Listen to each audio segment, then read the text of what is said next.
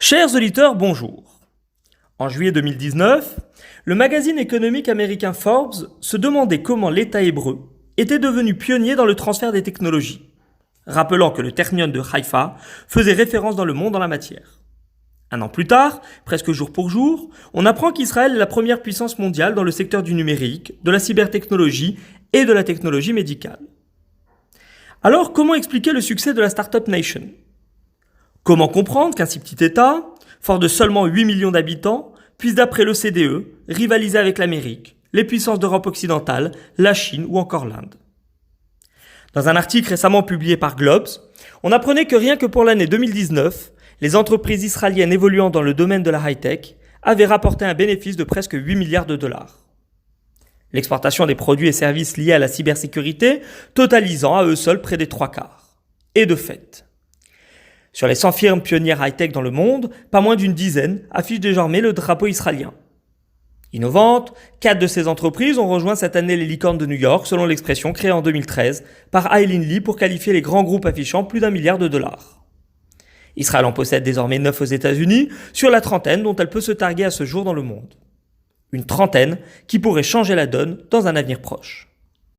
Ce qui impressionne surtout les grandes revues économiques et les experts de l'OCDE, c'est la rapide ascension des startups israéliennes. Rien qu'à New York, le nombre de licornes israéliennes a presque doublé en un an.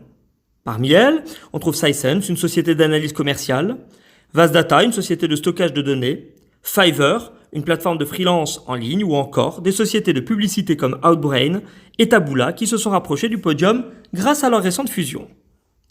Et l'État hébreu semble n'avoir aucune limite. Pas un secteur n'échappe désormais à son expertise. Dominant celui de l'intelligence artificielle aux côtés du Japon et des États-Unis, Israël peut se vanter de proposer des projets innovants dans les soins apportés aux malades, dans les viandes alternatives et la sécurité alimentaire, aussi bien qu'en dans le recyclage.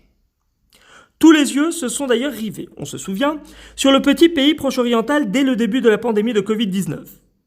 Alors qu'un vaccin pourrait prochainement être découvert par les unités de recherche de l'Institut Weizmann, d'autres laboratoires ont activement travaillé pour mettre au point des masques recyclables et auto-nettoyants.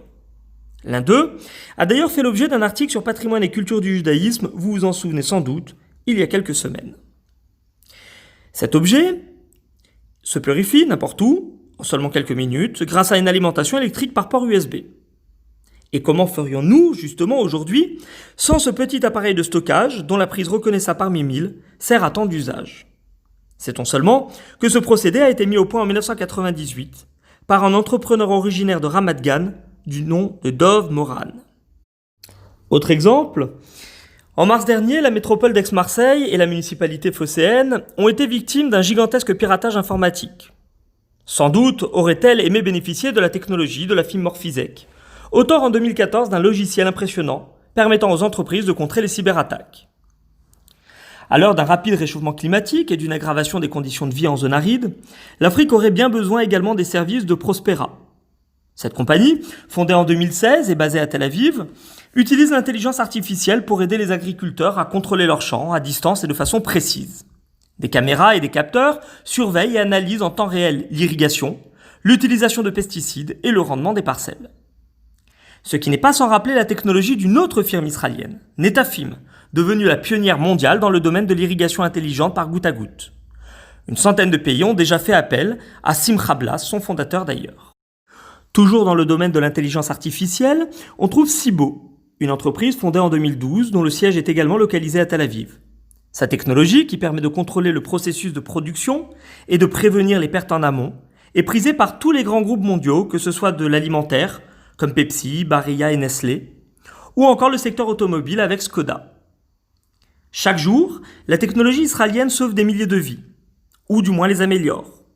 Au quotidien, des firmes comme Babysense et Given Imagine permettent de mieux vivre. La première empêche la mort subite du nourrisson en surveillant sa respiration et les mouvements de son corps à travers le matelas. Une alarme visuelle et sonore s'active sitôt que la respiration cesse plus de 20 secondes ou qu'elle s'emballe. Le second est déjà leader mondial dans le développement de méthodes d'investigation douce par voie gastro-intestinale. La PillCam, mise au point en 2013, permet d'explorer avec une caméra le corps du patient à l'aide d'une capsule grande comme une gélule d'aspirine.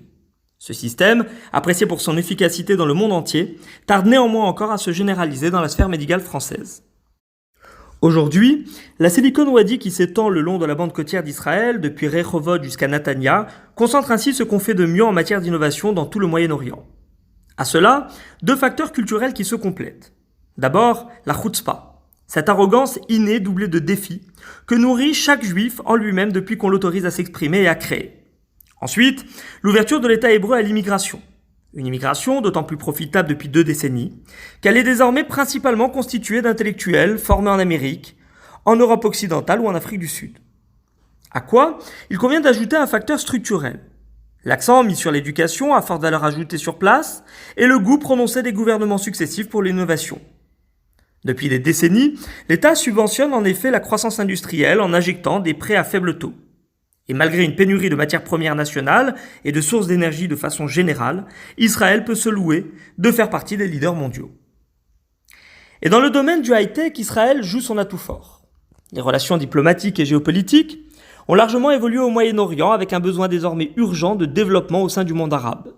Certains pays se sont ainsi rapprochés ces dernières années de l'État hébreu, de manière plus ou moins confidentielle.